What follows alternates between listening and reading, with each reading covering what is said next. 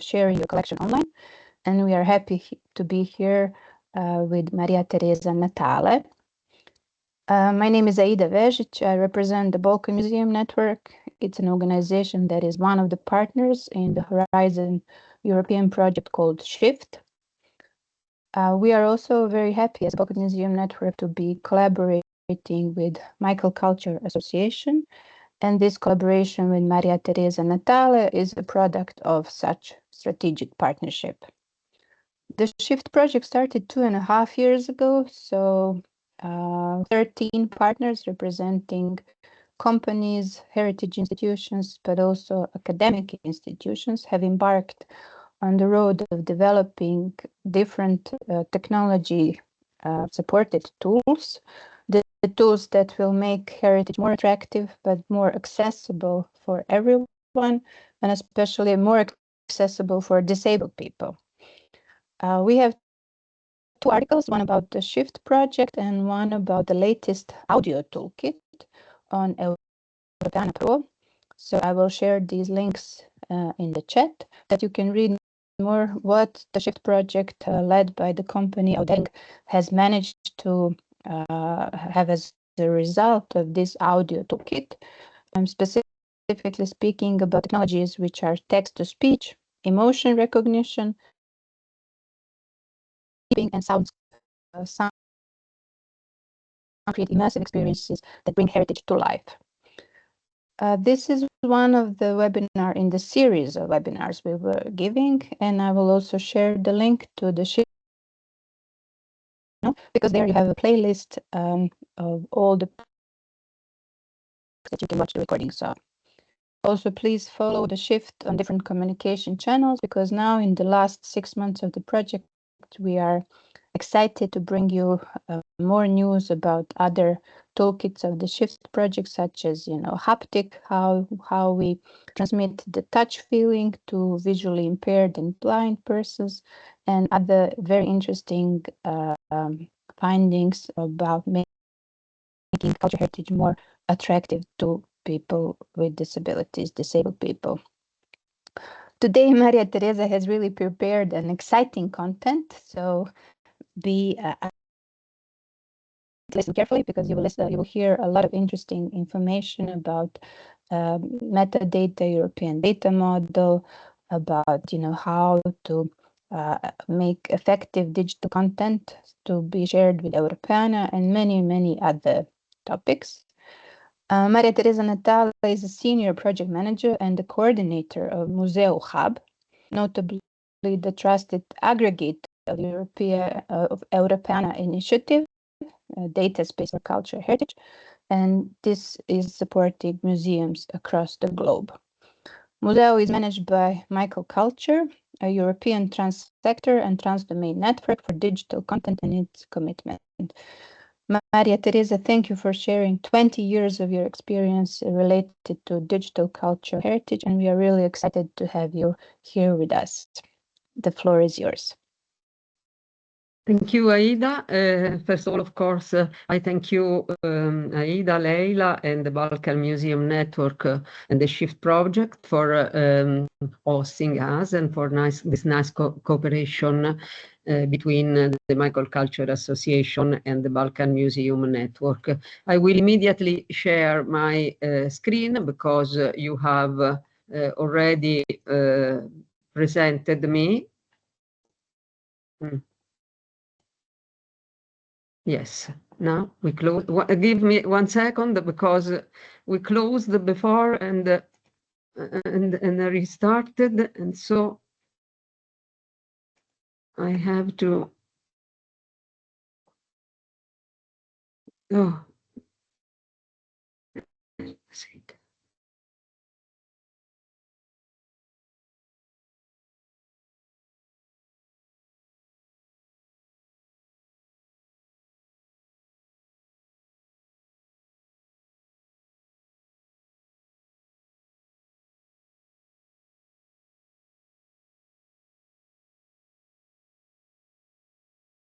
It's okay. Now you see me. It's okay? Yes.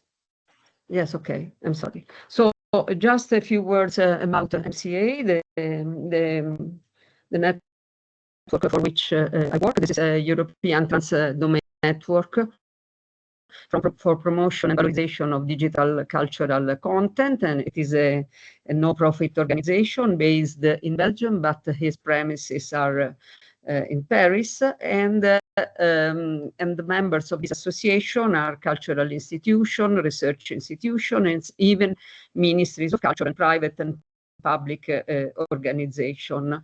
Can you just make it full screen in the presentation mode? Yes, sorry, yes.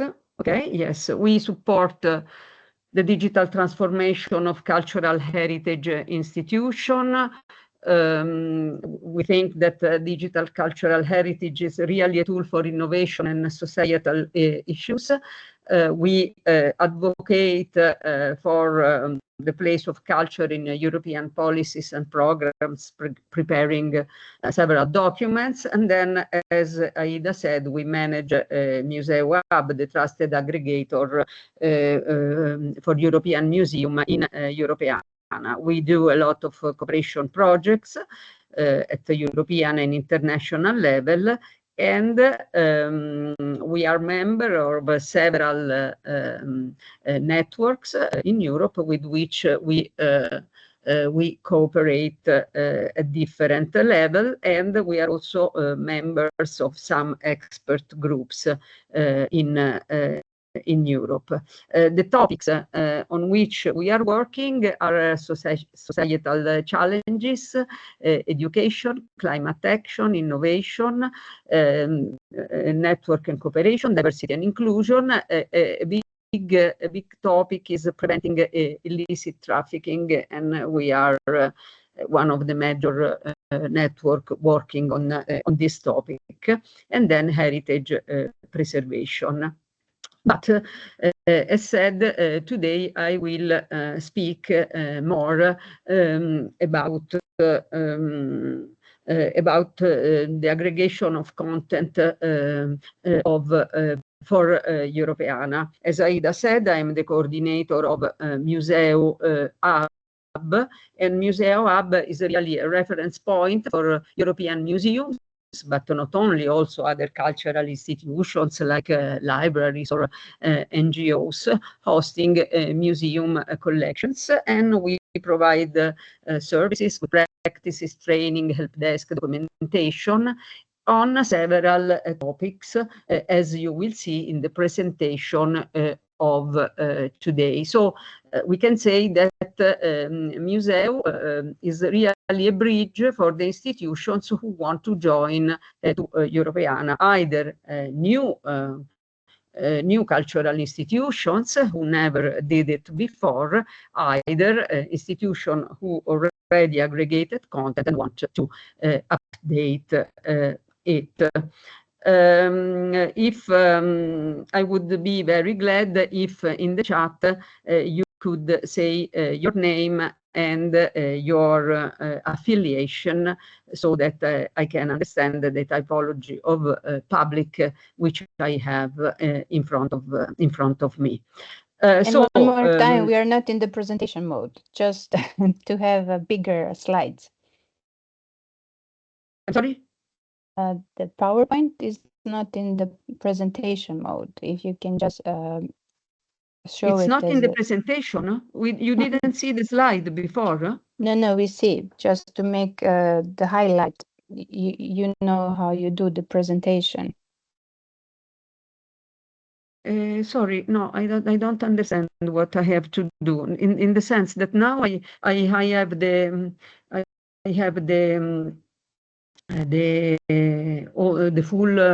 full screen. I made the presentation from the computer. Okay, for me it's not, but maybe for others it is. But please continue. But anyway, you see the screen. Yes, we see all the slides on the left, and for example, now we are on slide 3. What we do. It's what we do. No. I am in. No. I am in slide. No, I am. Wait a moment. Just maybe start from the beginning presentation. So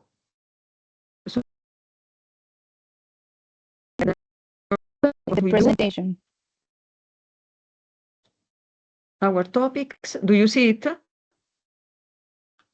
Yes. Yes. It's changing. Museo I was just thinking to put it okay. in the presentation view, but it's okay. Yes, you can yes, continue. I will do it, but now, sorry. Okay, now I will do it again. Okay, I'm sorry. I don't know what happened. Now? Yeah. Now, this, when you do, it doesn't have any consequences. I don't Nothing. know. Yeah. I don't know why, because I see it in presentation mode and you don't see in presentation mode. Is it like this? Yeah, we don't see the presentation mode. It's something with the settings of your Teams. Anyway, I think we can survive also in this way. So you, okay. Sorry. I'm sorry, but the computer is on the presentation mode. Anyway, so Aida already said what you will learn today. What does aggregation mean? What are metadata and a basic understanding of the Europeana Data Model, an introduction on how to prepare digital content and metadata. And you will also learn how to semantically enrich your data to facilitate the discoverability and to how to successfully associate the right license to your digital content, which is really very, very important issues. No, wait a moment, because this is not going on.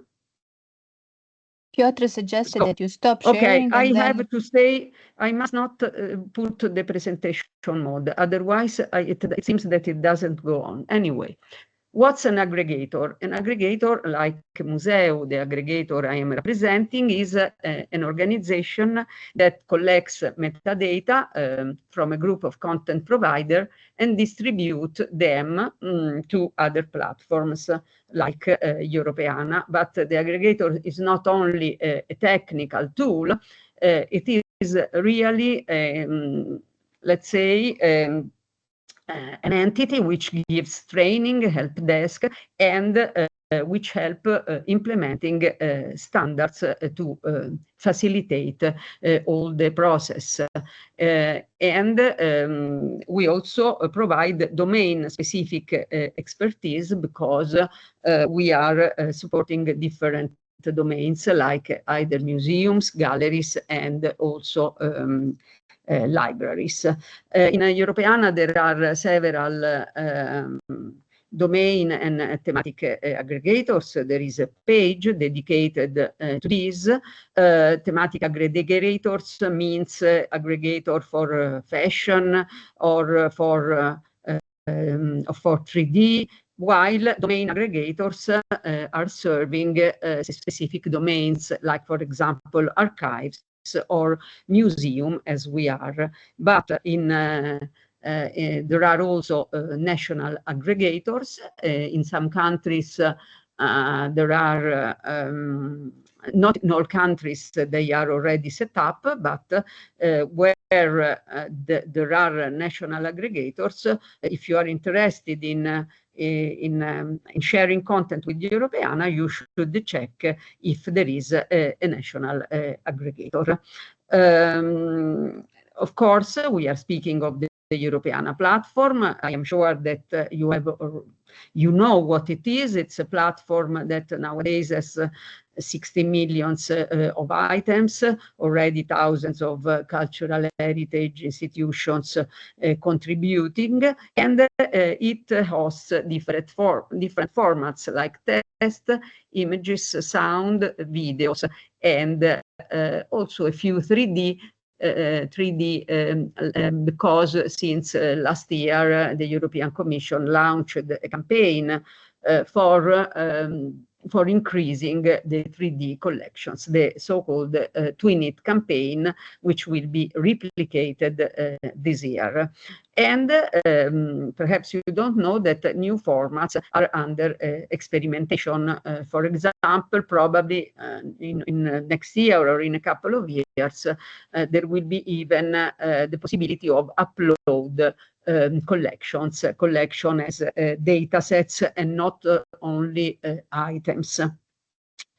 But Europeana is not only items, but there are also a lot of editorials in the form of blogs, galleries, virtual exhibitions, which are either prepared by the Europeana editorial board, but they are also prepared by the partners and the aggregations, which try also to valorize the content providers' collections. So if you become a content provider, you can also try to propose some of these content to Europeana through the aggregators.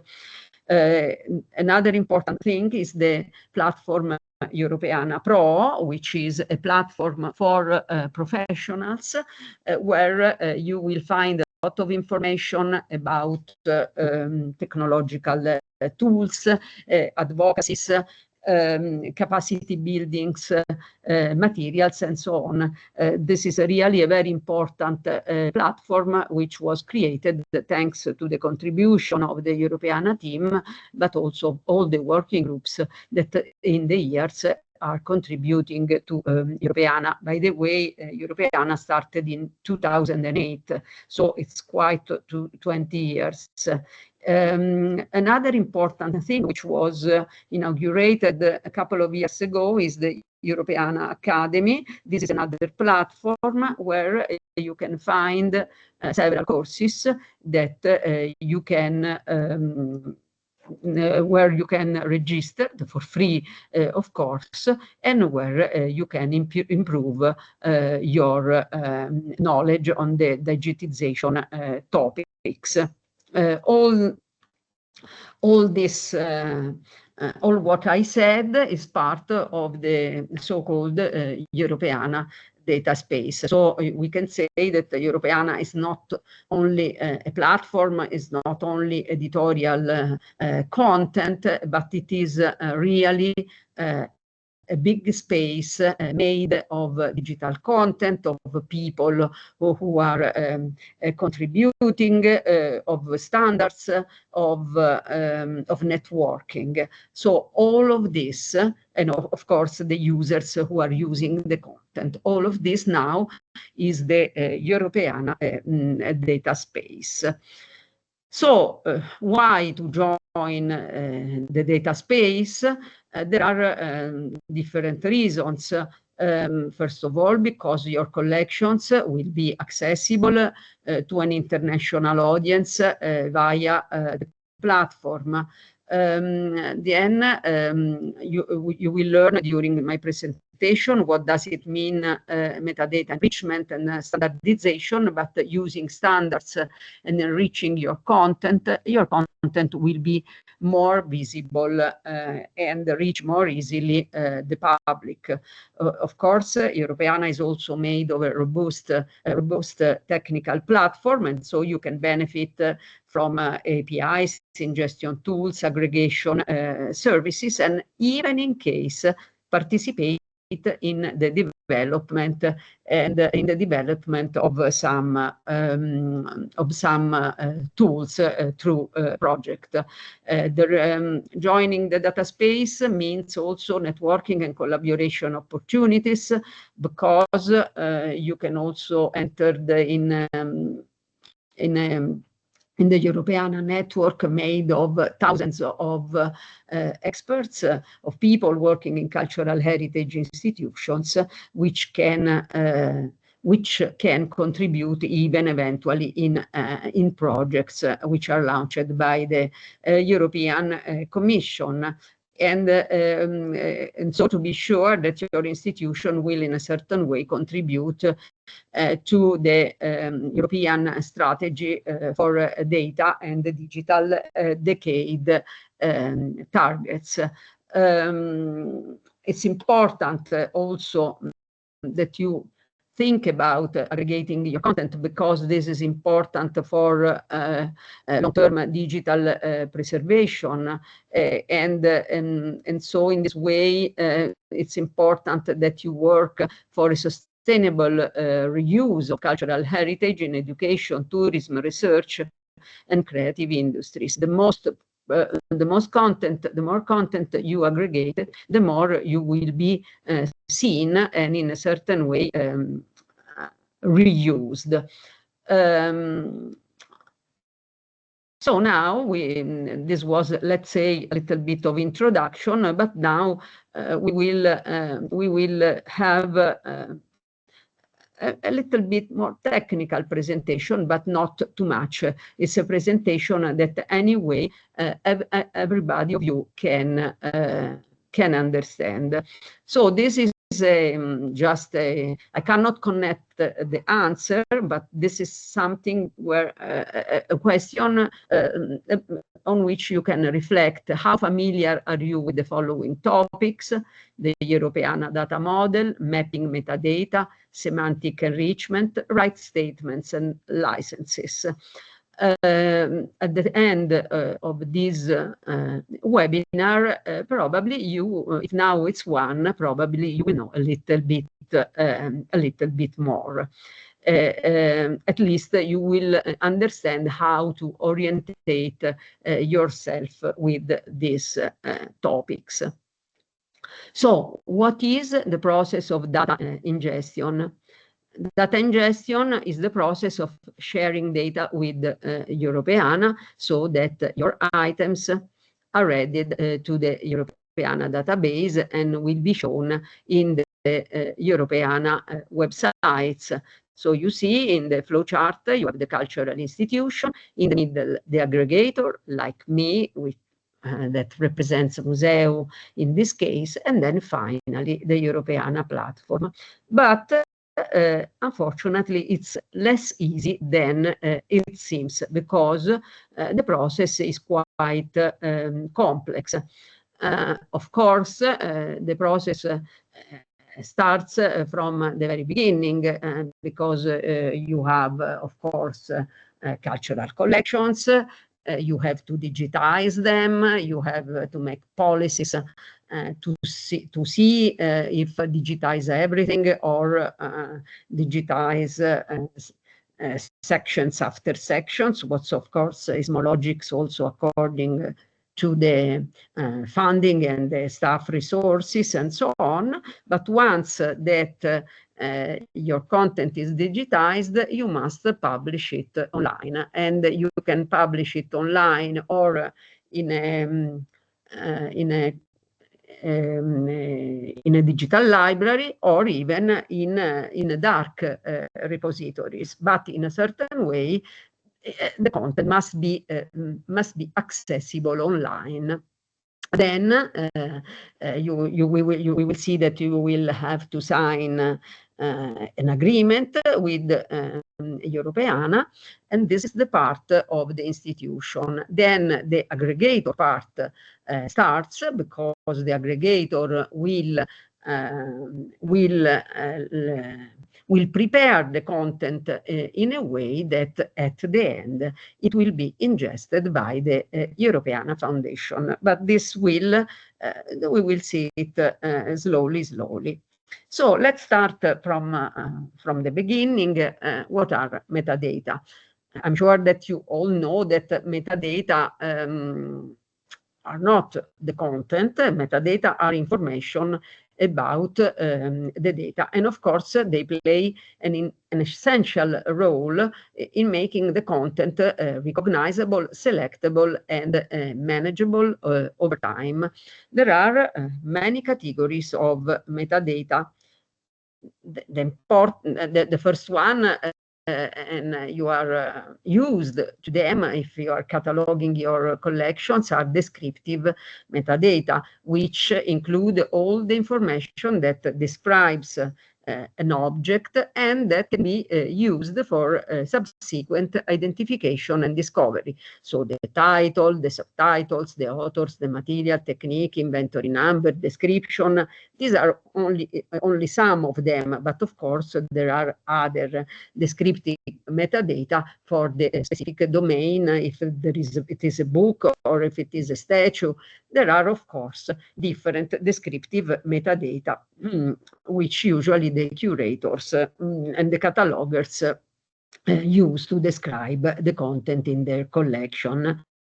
Then we have have structural metadata. These are data that indicates how a digital asset is organized physically and or logically. For example, we can have a book with many pages, or an album with several pages, or a portrait of a statue with several images. We have, let's say,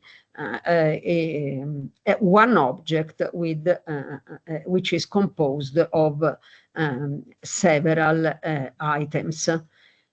And then we have administrative metadata. And these are metadata that provide information helping to manage a digital object.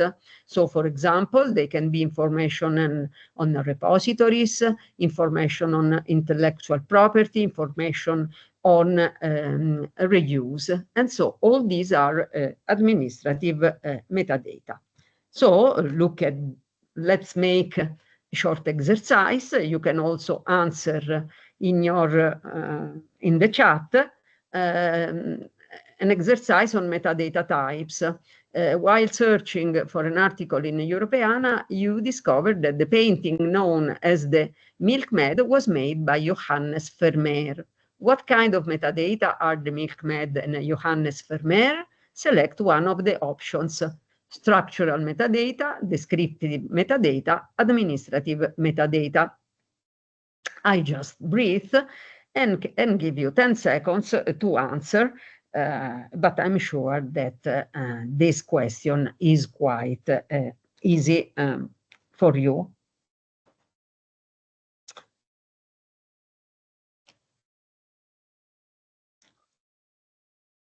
So, of course, the answer is that they are descriptive metadata, because these Johannes Vermeer and the Milkmaid are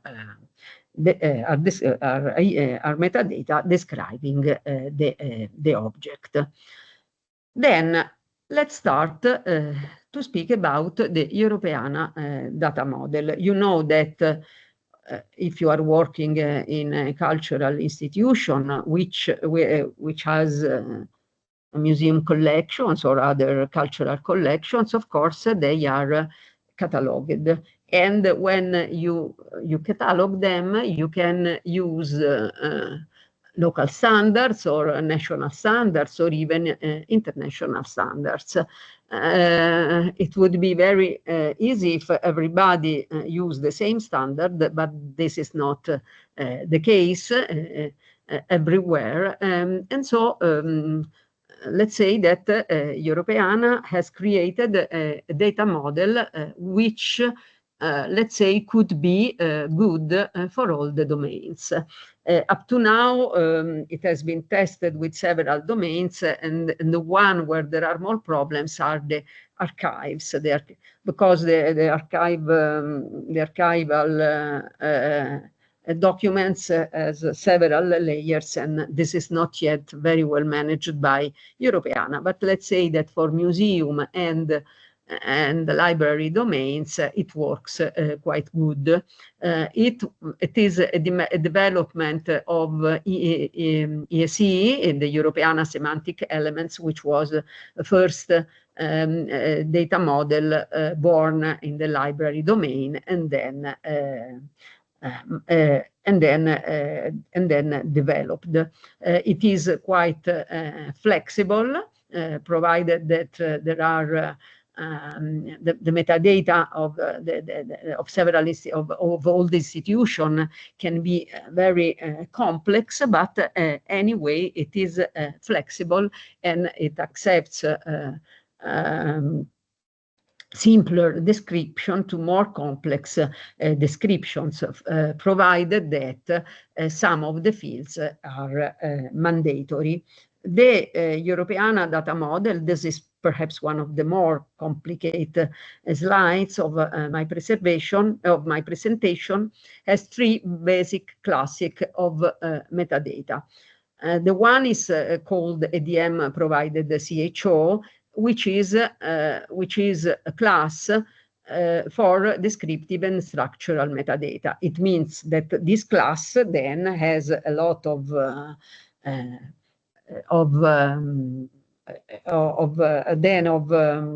elements corresponding to the title, the subtitle, the descriptions, and so on, as we saw before.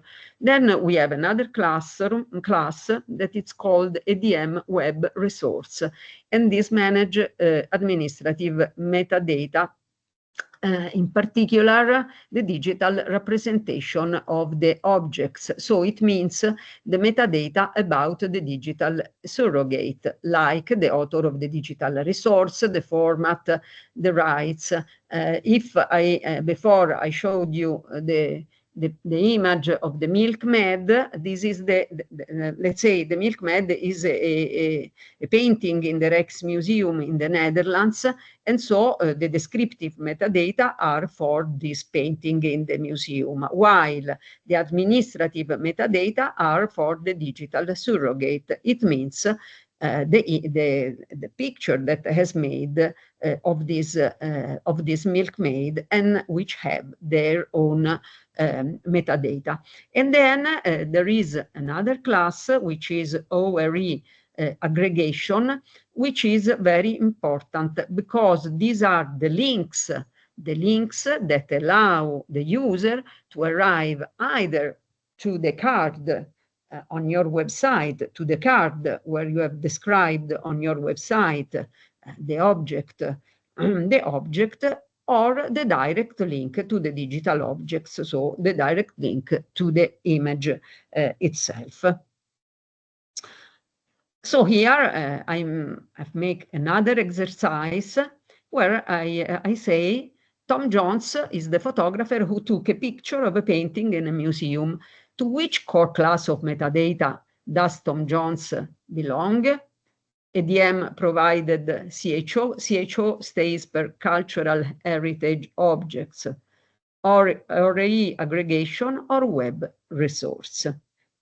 I'm sure that you have already understood that the answer is ADM Web Resource, because this class refers to the metadata about the digital surrogate of the physical object, and Tom Jones was the photographer who took the picture of the painting, and for this reason, the metadata about him will go in the class Web Resource. So let's now speak about the mapping. What is the metadata mapping? We have seen that your institution is cataloging an object according to a standard, according to a local standard or an international standard, as we said, but in both cases, your cataloging must be mapped to the Europeana, to the ADM, to the Europeana Data Model. So you see in this image, we have a drawing where we have on the right ADM, and you see that we have the seed title, the seed creator, the seed term, ADM rights, the seed rights. So we have either descriptive, either administrative metadata. While on the left we have, let's say, the source data model. This can be title, date, author, rights owner, license, technique. This could be in your collection, for example, and then we have the metadata. The title is Portrait of Desiderius Erasmus, the date is 1526, etc. And so you create a correspondence from, let's say, from title to this title, from date to this creator, from date to this date, from rights owner to the corresponding label in ADM. This is fundamental, but don't be afraid, the aggregator will help you in doing this work. In reality, some of the aggregators, like us, use also technological tools. In our case, we use Mint, which was a tool developed by the National Technical University of Athens that helps doing the correspondence. And the Mint was developed thanks to several projects, and several aggregators are using it. So now we have, once we have done the mapping, we are already achieved, let's say, a first a success, but then we have to work on the content, because we must work on the semantic enrichment. It means that we must have, we must add semantic layers to our content, to our metadata. What does it mean? That we have to use one or more controlled vocabularies to enrich our content. And these controlled vocabularies usually are connected to places, concepts, agents, and periods. Probably you are already enriching, thanks to the content management, the museum management systems. Perhaps the systems already allows you to enrich this content, but very often the cultural institution use local vocabularies which are not enough for Europeana, because Europeana wants that you use, let's say, international vocabularies.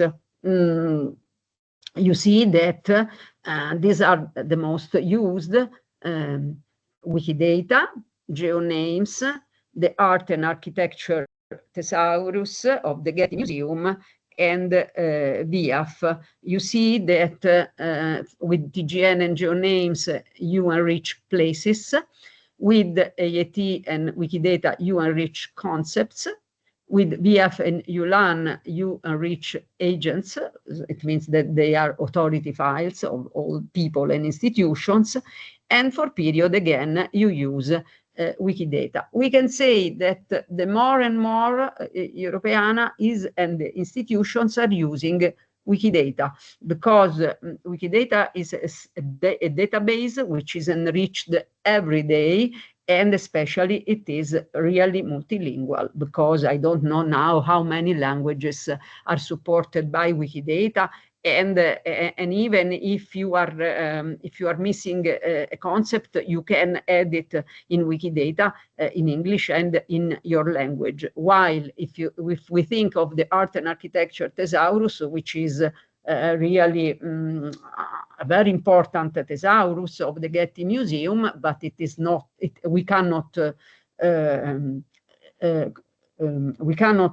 upload new items. We have to wait that they are doing it. So Wikidata now, it is the most powerful, especially for the multilingual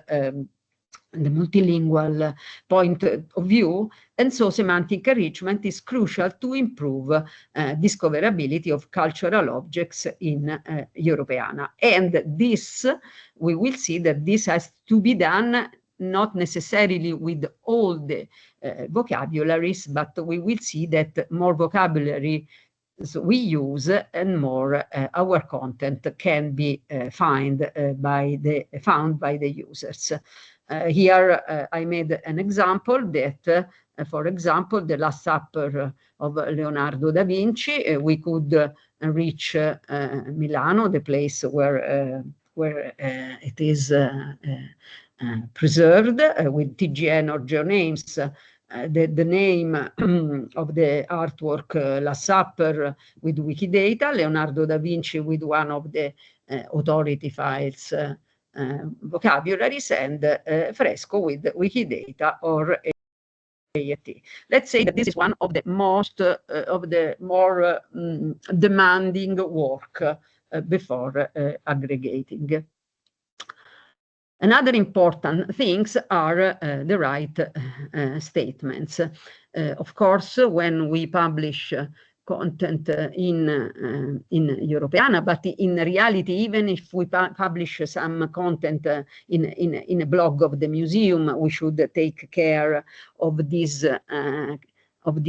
right statements, and very often we don't do. And this is important either for Europeana to see, and the Europeana users to see what they can do with their content.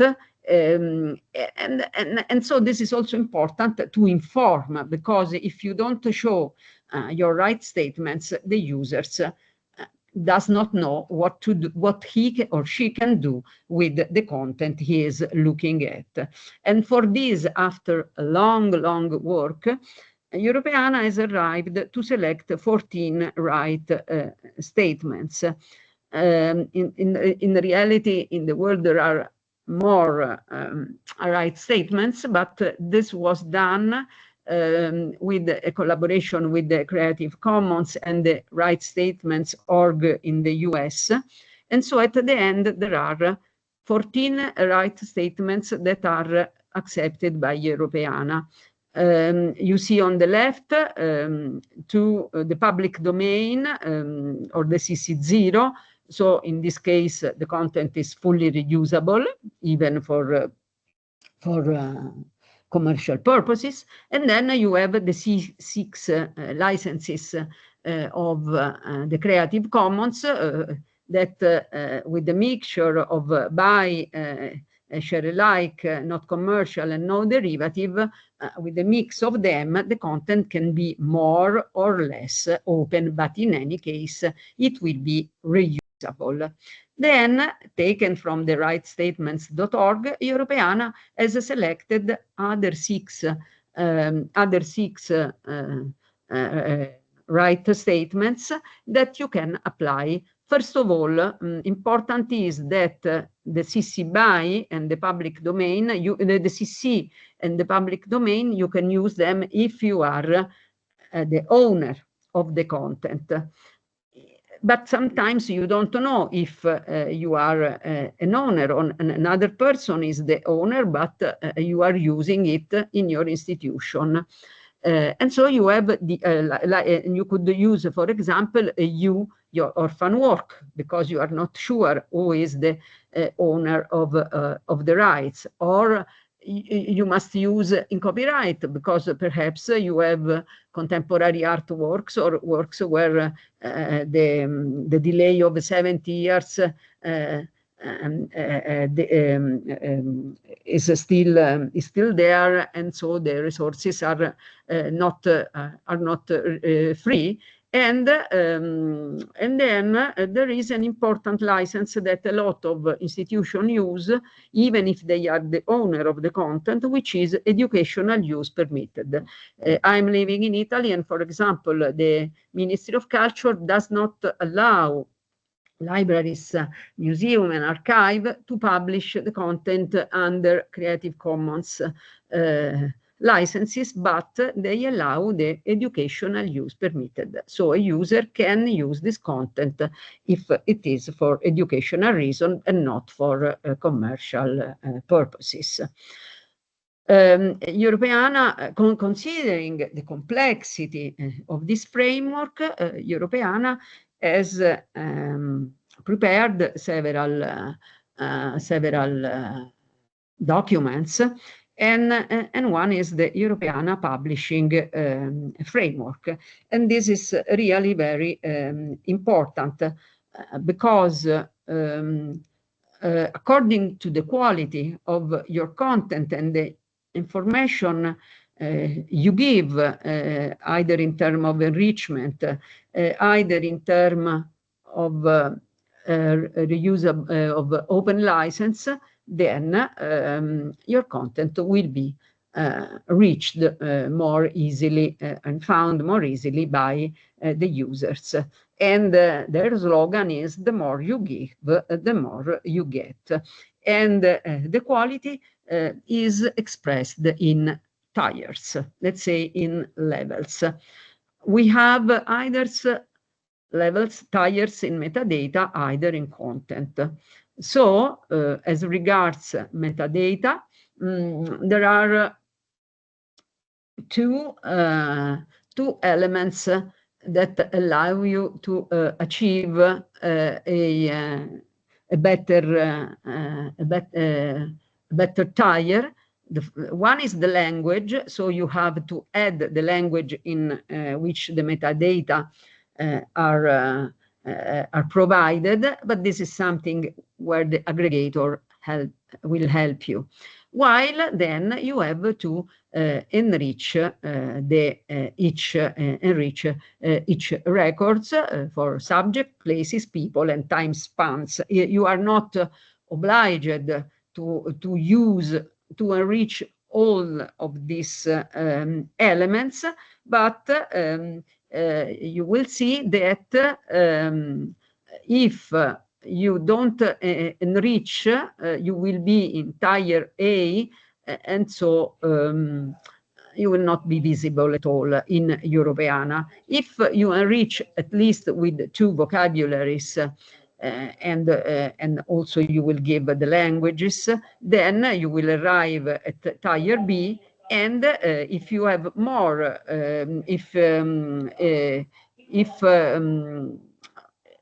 on the percentage on how much you enrich, you can even arrive at metadata, at tier C. While as regard content, it means let's say the real content, like the images or the sound or the video, really files. Then in this case we have 4 tiers that in this case the tiers are connected to the quality of the content and to the licensing. If we are speaking of images and you want to reach the highest tier, which are 3 or 4, the minimum resolution for the image is 0.95 megapixel in size.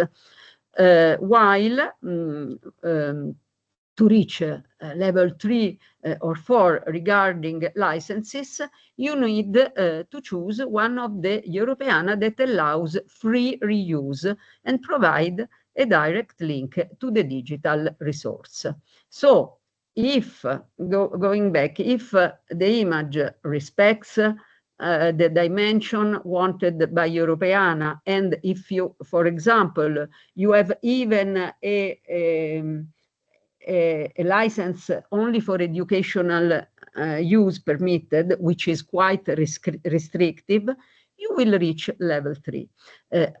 You will reach level 4 only if you have a public domain or a CC BY license. And of course, the direct link to the digital resource. If the image resolution, the minimal image resolution is not respected, Europeana will refuse your content. And here again, we have, I have put a table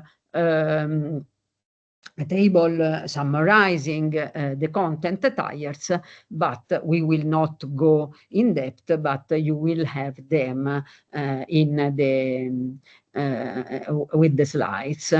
Here I have inserted also an image quality calculation because it's important to know that to reach the minimal dimension, you must have a calculation, and the calculation must take into consideration image base pixel per image 8 pixels. Where you must reach 1 million megapixels. And this is important to know because unfortunately there are cases where you could have an image which you think that reach the minimal requirement, and then it does not reach. For example, a vertical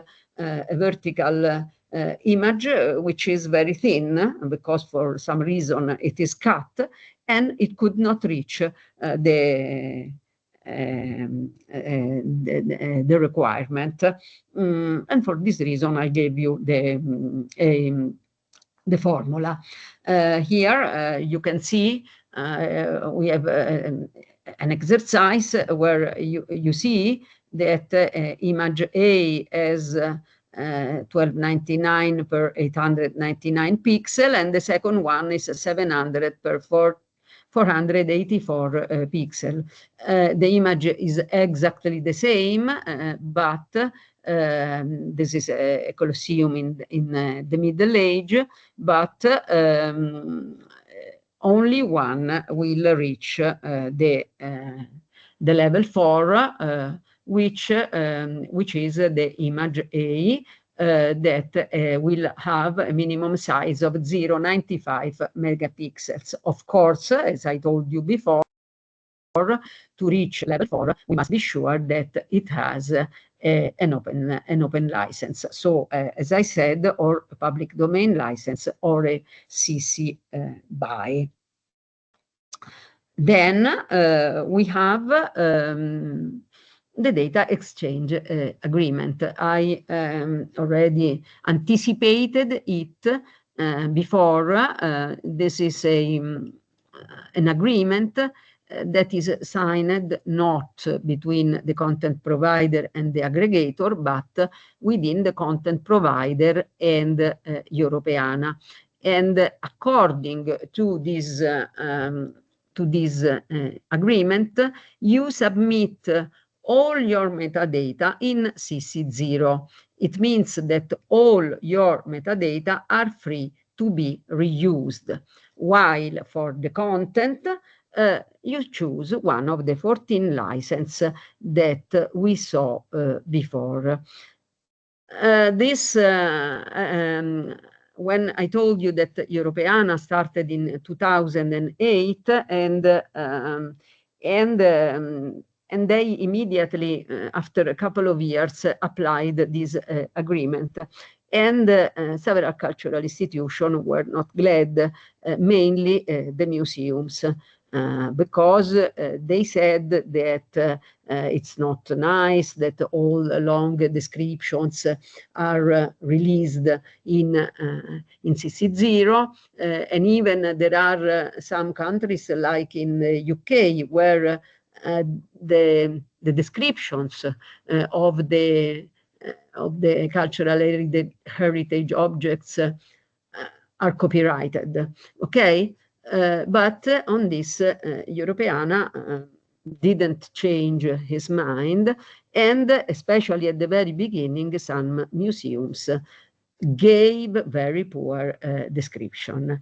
Now, a lot of years has passed, and now we have understood that really the more we give, we must not be afraid of sharing our content, especially on the sides of the descriptive metadata, because the more rich they are and more users we will find. A different question is on the content, because you can have policies in your cultural institution because you sell some images, or there can be restrictions. This is up to your institutions.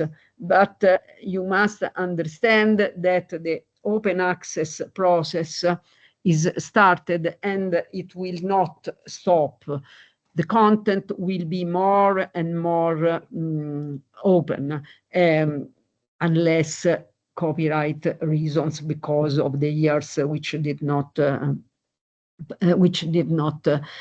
pass, and there are a lot of now of experiences, even of big museums, which saw that more the content is open, and even you have more visitors in the museums. One of the first museum to experiment the open access with their content was the Rijksmuseum in Amsterdam, but after him, a lot of museums and other cultural institutions followed this direction. So we said that anyway, before aggregating content, your institution must sign the data exchange agreement. And so here we are again at one of the initial slides where and we have seen that you have done all the actions in the blue column, and then now you are going to the aggregator, which will, let's say, help you in mapping the content, in checking the semantic enrichment, adding some information which will help you in reaching higher layers before arriving at the last phase, which is the ingestion.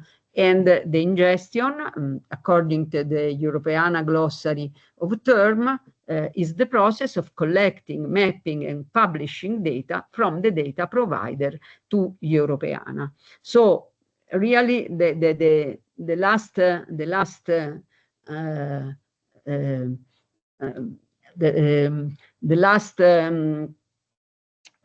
action will be the harvesting from Europeana. We have done everything. At the end, on the right, you will have your content visible on Europeana. I didn't add an image on this, but I will tell you that Europeana in the years has also developed a series of tools which can be either used directly by the content provider, but for sure are used by the aggregator to help them define which could be the problem, eventual problems before publishing the data. So what to do in practice? You have a collection, you want to digitize it. Is it ready? It is not ready. That's not important, but you can get in contact with an aggregator. If you are a small institution, you can start with a small data set, and the data set can be transferred, especially if you don't have technological staff in your institution. You can even use an Excel file, which then will be transformed in CSV by the aggregator, while bigger data sets can be transferred via an XML file or OAE PMH, but in this case more technical expertise is needed. And what is this? This OAE PMH is a protocol which allows the harvesting of the metadata description from one source to Europeana. If you want to try to share some content of Europeana and you want to use Museu, but you can also use the other aggregators, you can even try with 10 digital objects. As Museu, there are aggregators who prefer to have bigger collections, but as Michael Culture Association is a network which is really helping the institutions in becoming digital, then we even accept 10 digital objects, because if you want to try, the process is the same if they are 10 or they are 1,000. But once then it will be easier for you. But anyway, even with 10, you will be made available on Europeana. But there are some constraints. The first one is that your institution digital resources must be available online in a digital library or even in a dark repository. If they are very, very small, we can also, if they are a few number, we can even host them in our repository now and help you. Then when you have to contact us, then we will send you a small survey so that we understand some information about your collections, the language, the vocabularies you use, the license you want to apply, and then we also ask you to send us an Excel with a couple of data sets and the images used to see if they respect the requirements of Europeana, and also to understand which tier you could achieve. And of course, this is a free service within the Europeana data space. I can also tell you that if you go in on the Europeana Academy, myself and a colleague of me, Marco Scarbaci, we have prepared a training course. It's not very complicated. In a part, it's a summary. No, it shows more in detail what I summarized in this webinar, and there are much more exercises to train, but it's important that at the end in the course we provide also an Excel file which has already the ADM mandatory columns. So you can do the mapping between your data model and the ADM, and fill it with the records, with some records of your collection, and you will have also the columns where you can enrich your content.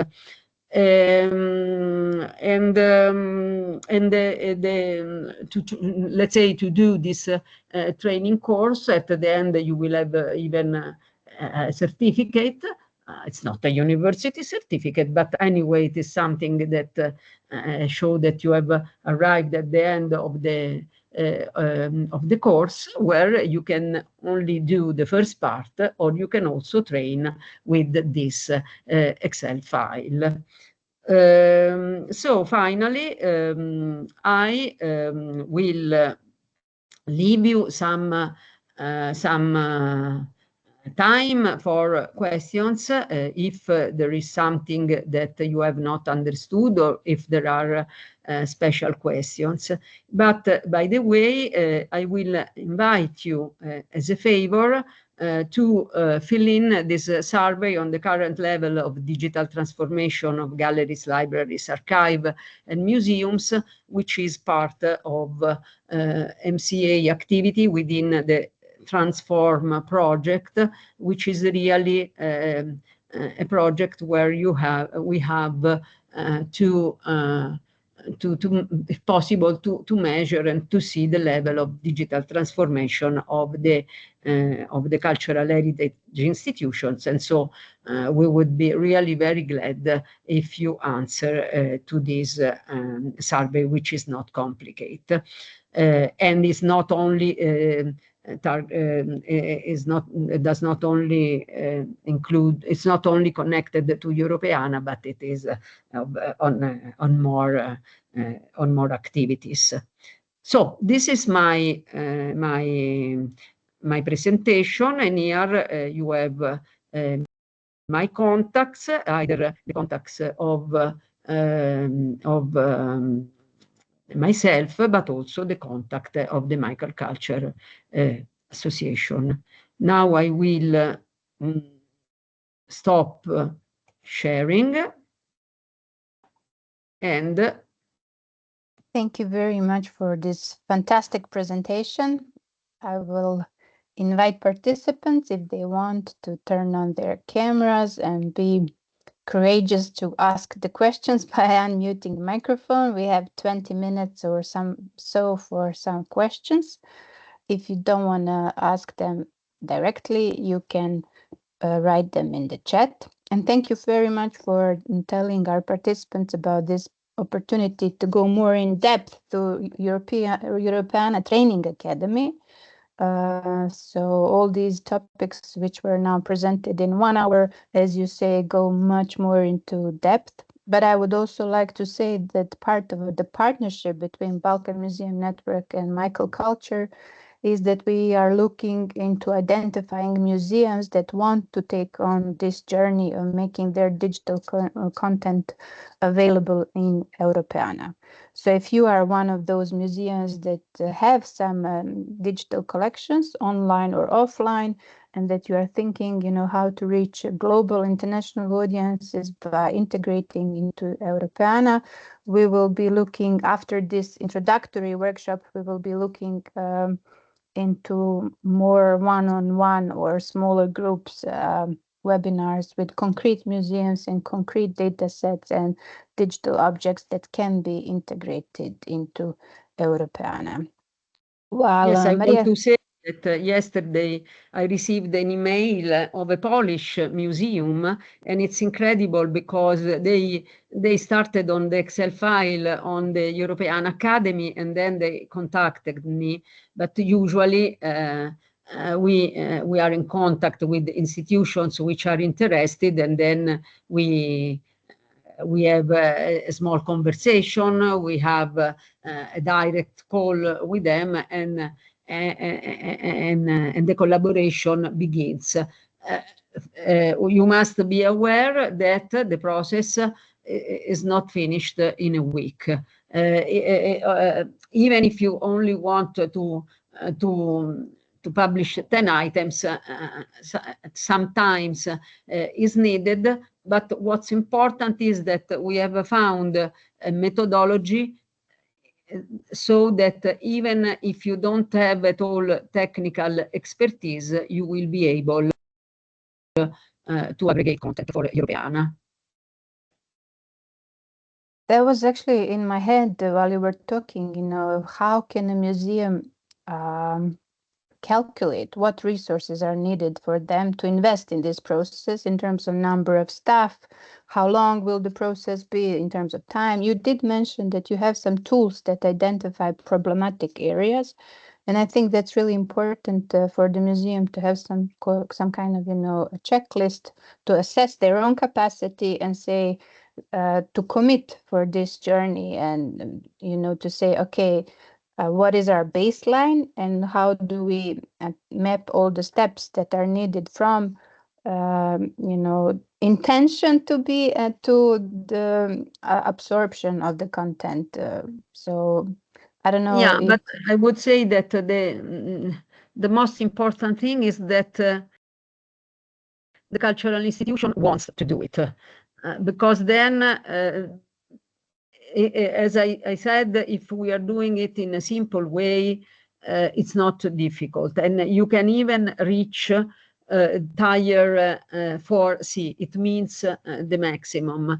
In my opinion, I would select a selection of objects, 100, for example, something that you can share easily, that is not copyrighted.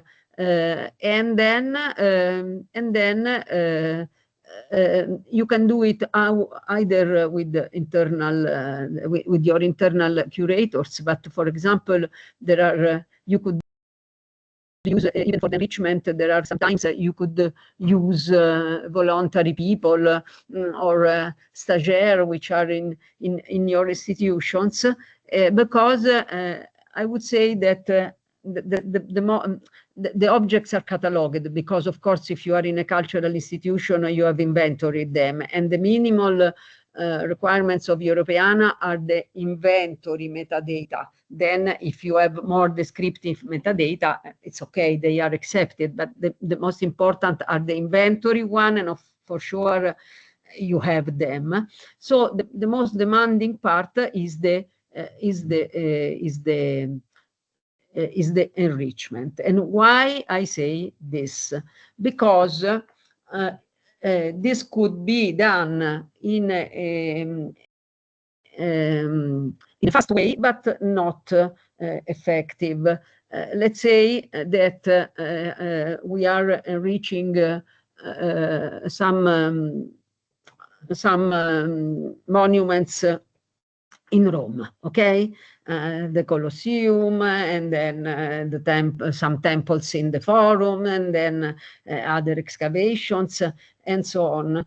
If I enrich and I just say Rome, I take 1 second to find in GeoNames the URL of Rome, and it's done, okay? But if I want to enrich all the specific locations, the Colosseum, the Temple of Apollon, the Temple of Vesta, and so on, of course, I need more time. And this is either, and we can say that this is either for the for all categories of enrichment. On the other side, there is a very interesting thing, and I will tell you about something which happened a couple of years ago within a project we were following. We were working with the Croatian museum, the Museum of Art and Crafts in Zagreb, and they were aggregating content on crafts. And they discovered that all the craftsmen and the manufacturing firms were not present, for example, not in VIAF, not in Wikidata. And so they took the occasion of adding, I don't know, 500 new items in Wikidata. They did it for sure in Croatian, but I assume also in English.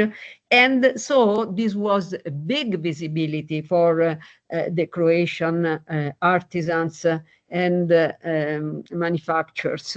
And in this case, of course, once the item was created in Wikidata, it was reused to for the enrichment in Europeana. But in this case, it was really a very useful work, because probably now, after 2 years, many of these items have been even translated in other languages and even reused for other aggregation platforms. An important thing that you must understand that now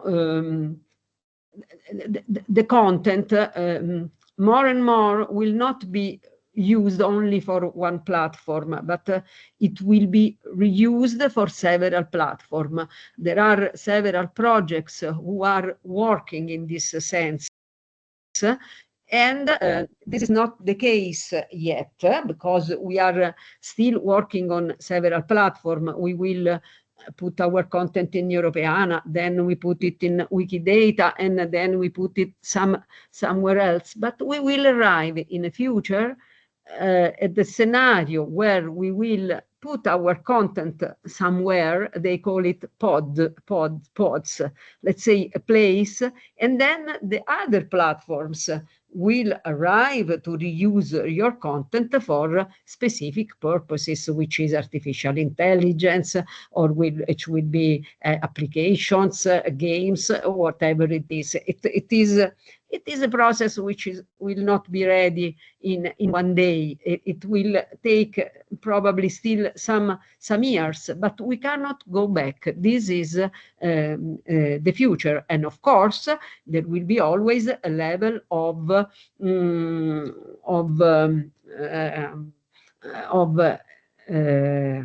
how do you say it, a level where the cultural institution could decide how much the content will be open and reusable. You will always manage the licenses.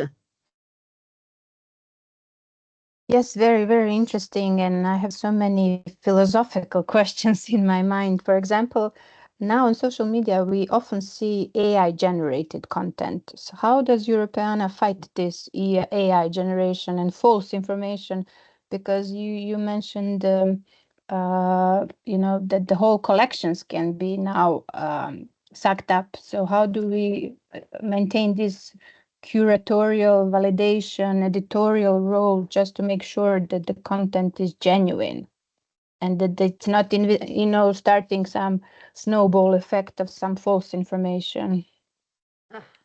I think this is there are different levels because, of course, Europeana as a working group, they are discussing, and on one side you have the AI which reuses your content. This is something, but you have also the AI internal to Europeana, which already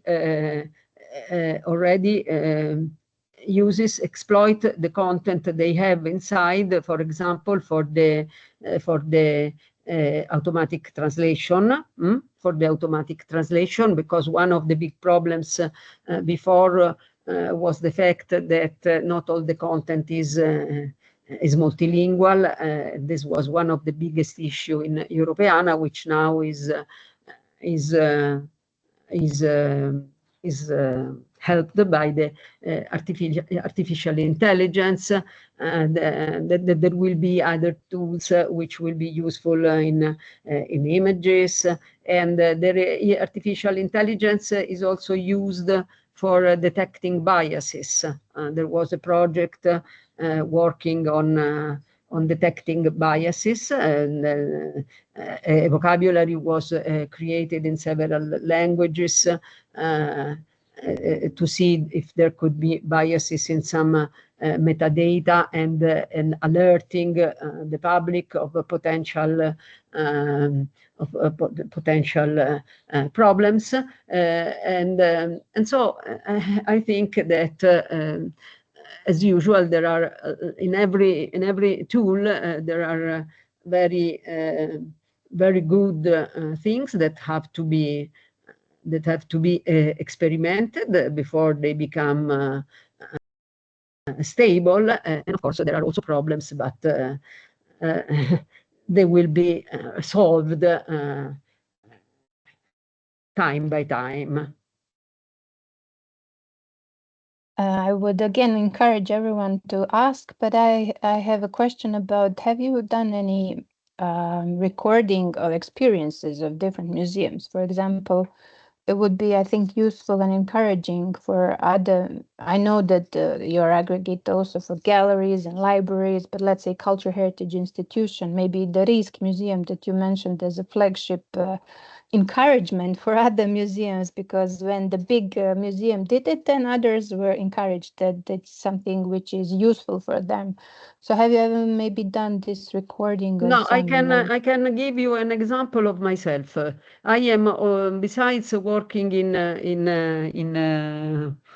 Museo, I'm also a leader of a small cultural association which has a small collections of images of some magazines already in public domain, and we have also images of colonialist period. Okay, and so just because I wanted to.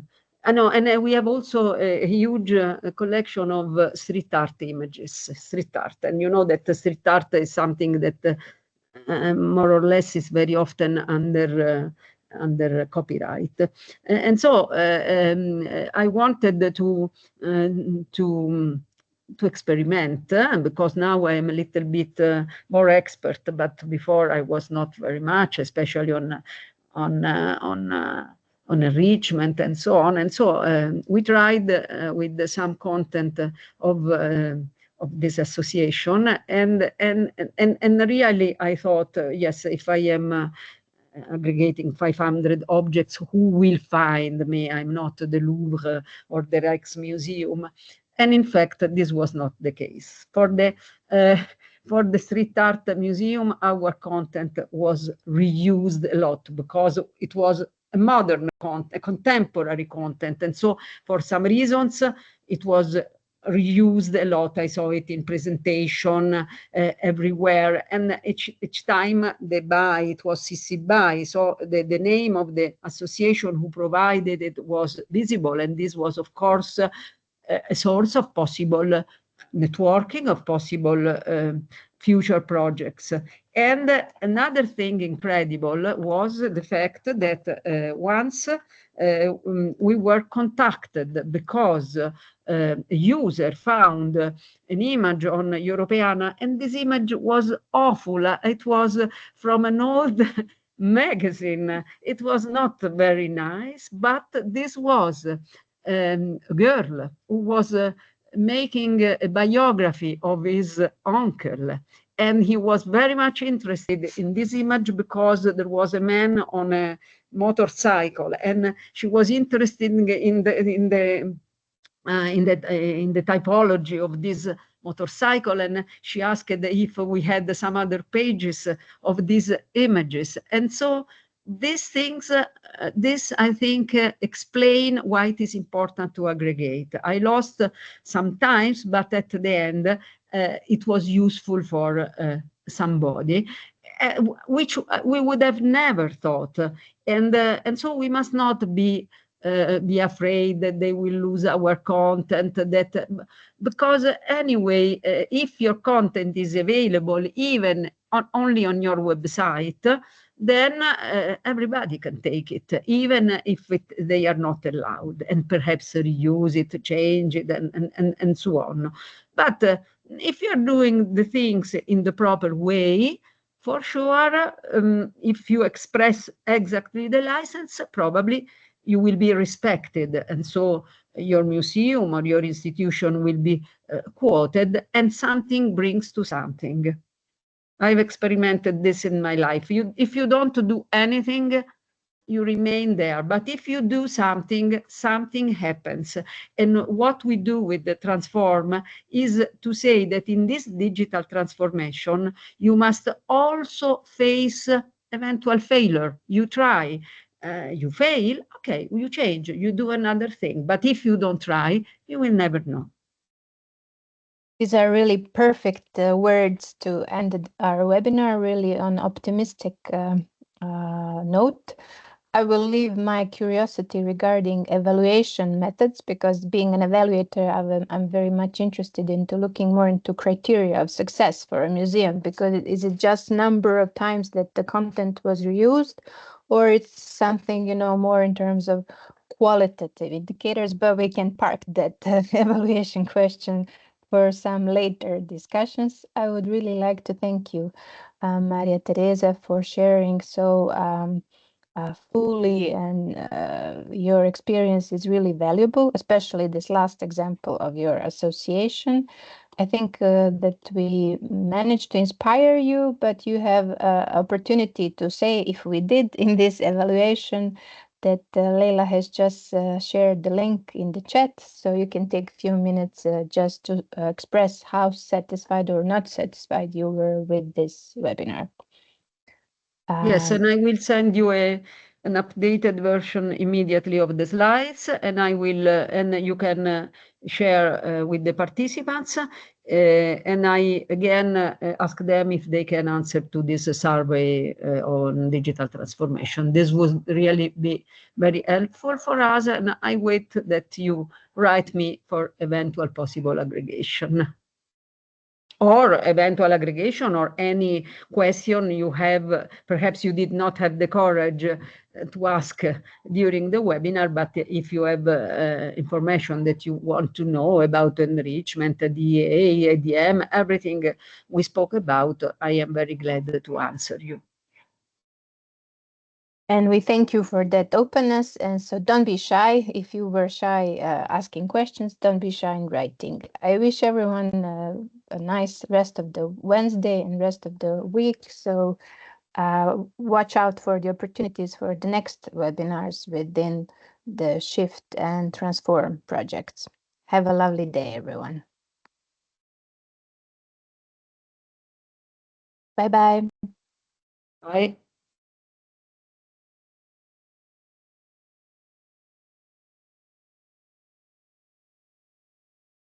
Thank you. Bye. Thank you. Bye bye.